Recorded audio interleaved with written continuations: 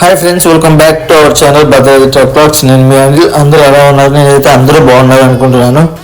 So ముందుగా మన YouTube family తరపు నుంచి మీకు, మీ కుటుంబ సభ్యులకు అందరికీ మహాశివరాత్రి శుభాకాంక్షలు. మహాశివుడి ఆశీస్సులు మీకు, మీ కుటుంబ సభ్యులకు ఉండాలని మనస్ఫూర్తిగా కోరుకుంటున్నాను.